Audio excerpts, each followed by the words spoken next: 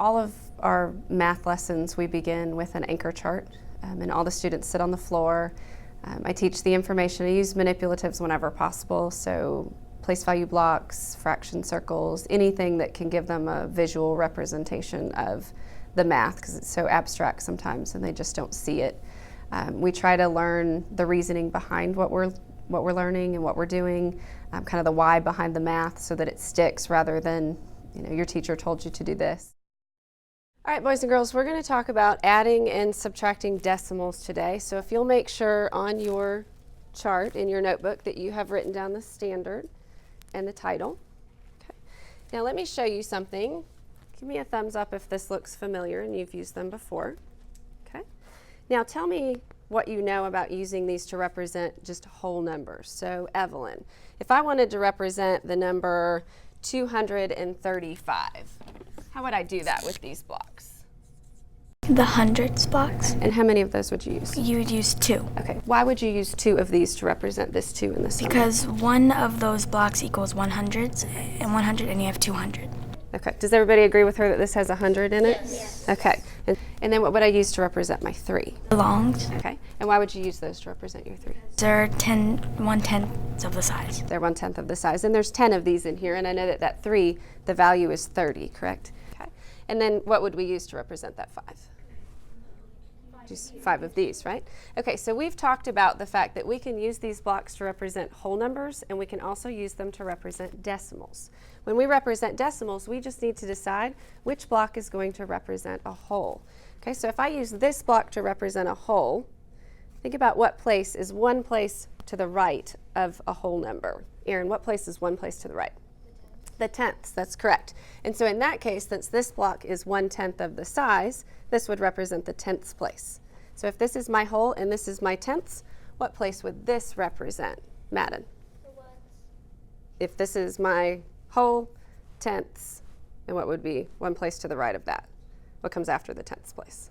100. The hundredth place, that's right. Okay, and so we're going to draw place value blocks for these numbers here, and then we're going to talk about adding those together. So now let's look at an example where we're subtracting, okay? And so let's take the number 9 6/10, and let's say we want to take away from that 2 4/10. So let's look at how we could do that with place value blocks, and then we'll talk about what we need to do with our decimal when we're doing that. Okay, so if we were going to represent this number, let's again say that that flat equals a whole. So we use the same thing we used up here. I would use 9 flats to represent that number there.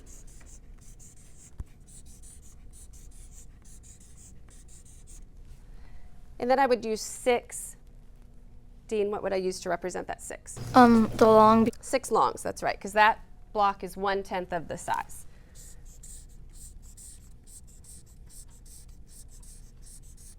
So I have 9 flats and 6 longs, and I need to take away from that. So this time, instead of actually drawing the blocks for this one, since we're not combining and we're taking away, we're going to use our pen and we're going to cross off the ones that we're taking away. So we'll start over here because we always start at the right side of a number when we subtract. So we're taking away 4 of these longs. So we're just going to put an X over those to show that we're taking them away. So there's the 4 that we're subtracting away. And then we need to take away 2 of our flats that represent our whole. So we'll just go ahead and cross off 2. It doesn't matter which 2. And now we'll look at what's left, because when we're subtracting, we're finding what's left over. And this will show us what 9 6/10 minus 2 4/10 would equal, what the difference would be. So we have 1, 2, 3, 4, 5, 6, 7 of our flats. And then we have 2 of our longs left over. So when we take 9 6/10 minus 2 4/10, we get 7 2/10. Let's look at it with the math and make sure that we get the same thing, because we always like to check when we do a picture. So if we take 9 6/10, we need to be sure that we're lining up our decimal. Can anyone tell me why I need to line up my decimal when I'm subtracting this 6 and that 4? And use your place value words. So you'd have the correct place value subtracting from the correct place value. Okay. And so when I'm subtracting this 6 and 4, what am I taking away, Darcy? Tenth from tenth. I'm taking tenths away from tenths. And if I didn't have that lined up, I would not be doing that. So we'll do 6 minus 4. Sam, what's that? 3 equals 2. Perfect. And then 9 minus 2. And Gabby, what's that? 7. 7. Okay, my decimal point comes straight down, and that matches what we got when we did our picture. Okay. With the beginning of each unit, we take a pretest that's based strictly off the standards.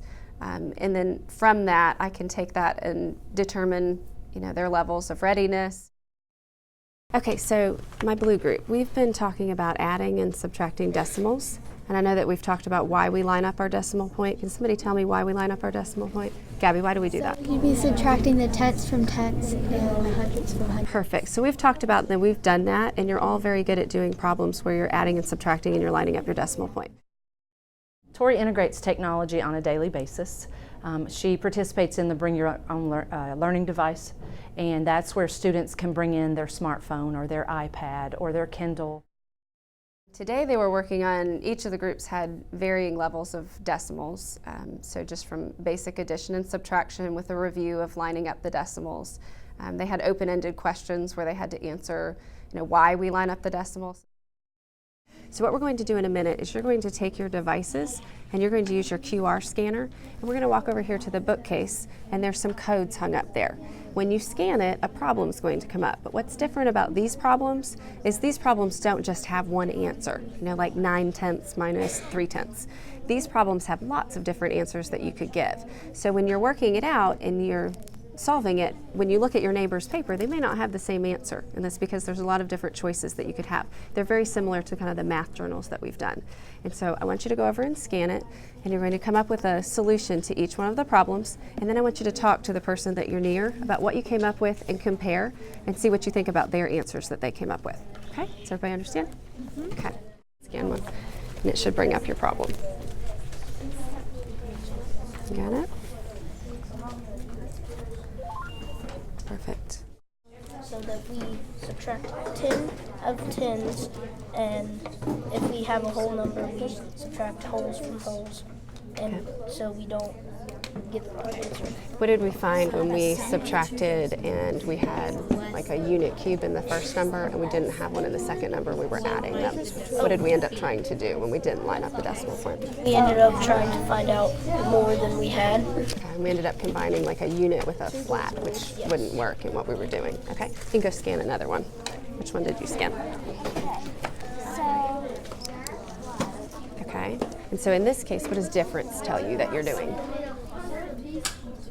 What does difference tell you you're doing in this problem? What kind of math? I got subtract. You're subtracting, okay, and so are they giving you the problem or what are they giving you there? The answer? They're giving you the answer, okay? And so you're looking for what might the two other decimals be that you subtracted that you came up with 6 and 53/100. Okay, so come up with an answer and then I want to come back and have you tell me how you came up with that answer. Okay, and so this is another one where what does difference tell you to do? Subtract. Okay, and so it says the difference is 6 and 53/100. What might those two decimals be that you subtracted to get that? So go see what you can come up with on that.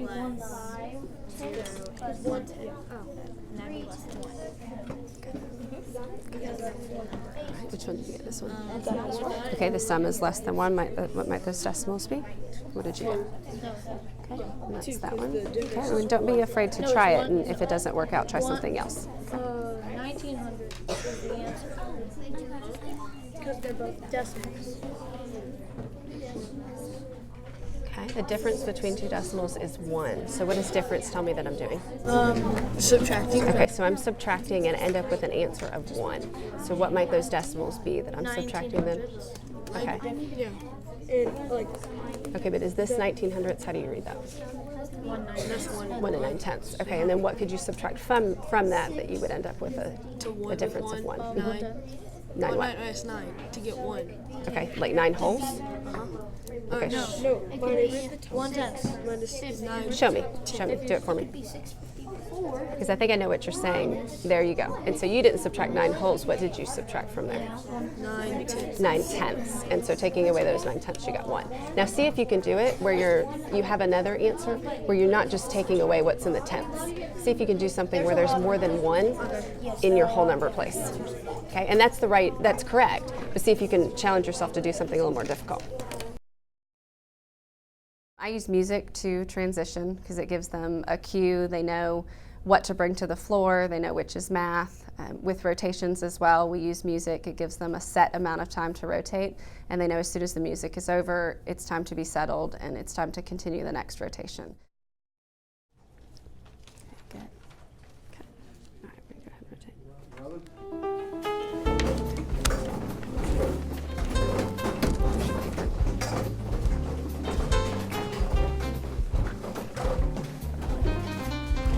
This group here, you can go ahead and log in Edmodo and find your code for your Nearpod. Okay. And then if you guys will go ahead and log into Kahn Academy and get started. I gave you recommendations last night, so you should have plenty to work on. We use Kahn Academy every day. It was something that I was introduced to last year, and it has just revolutionized differentiating instruction for my students. I'm able to find gaps in their learning that I didn't even realize existed that would cause problems for future things that I would teach them in 5th grade math, like subtracting and borrowing across zeros, something that I wouldn't realize as a 5th grade teacher that they could not do. Kahn Academy is a free website funded by the Gates Foundation, and it covers topics ranging from just basic number sense with place value blocks all the way up through calculus. And the students work through and they master those skills kind of at their own pace. We use math journals every week. It gives the students a chance to write about their math, write their thinking out loud, and just really critically think. They normally will complete their math journal, and then they're always encouraged to talk about math. So as much as they can to talk with their peers, and then they usually do bring them up to me, and we look at it together also so that I can see their thinking and their thought process. You got 103.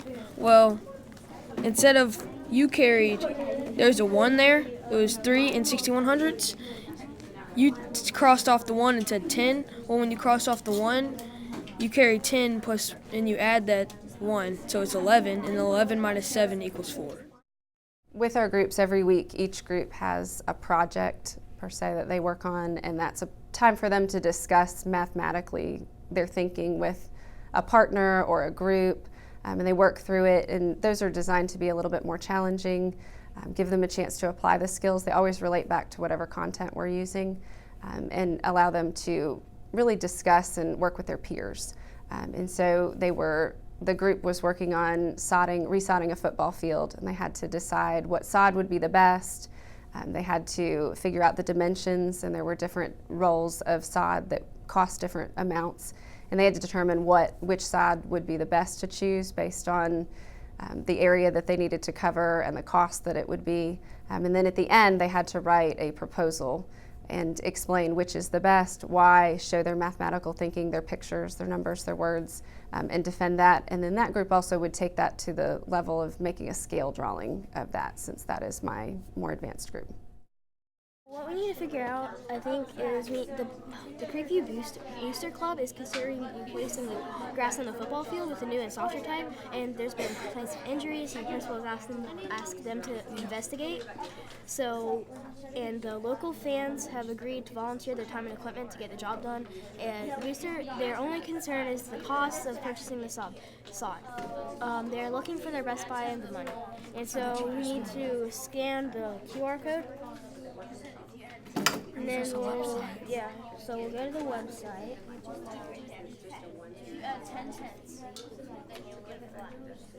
And so this is going to bring up our types of sod that we can choose from. So we can either choose from Bermuda, Centipede, Zoysia, St. Augustine, or Bahani. And so let's just look at this, and it says the Bermuda is the most popular, and it provides a deep turf and handles the foot traffic well, and it requires full sun. So that was great that we needed to know. And the football field gets a lot of sun. So the Centipede, and it's also known as the lazy man's grass. And Centipede is their favorite choice for low maintenance lawns. It's especially good for larger lawns because it requires less frequent mowing. Centipede lawns do not require limbing and are the most shade tolerant of the warm season grass. So I guess Bermuda's the way to go. Yes, Right, it's so the best of everything. okay. So now I don't think we need this anymore. So let's go and look at the prices of the rolls and what it is. So let's turn our sheets over. All right, and the football field is 120 yards by 160 feet. So first we need to figure out how many feet are in a yard, and that's 3. So now we need to multiply 120 by 3. So that is 360 feet. 360 feet. Nearpod is something new that I have found, and it just really engages the students. It can be used in a couple of different ways.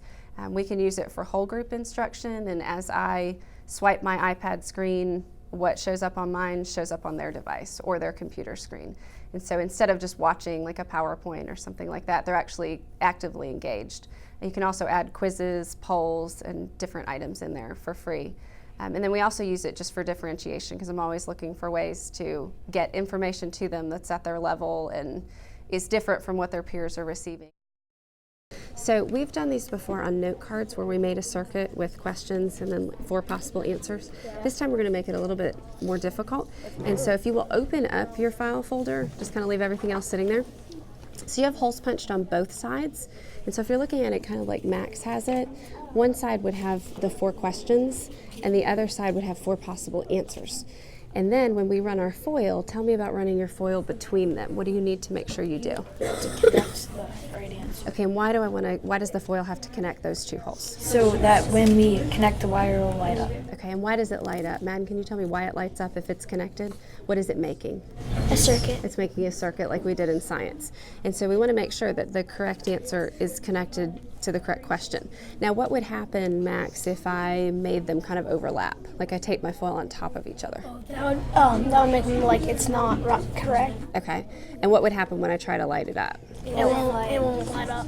Okay. It would, but It would light up another. It would light up the other ones too, because they're connecting and they're making a circuit. So we want to be careful that we run our foil so that we're only connecting an answer and a question.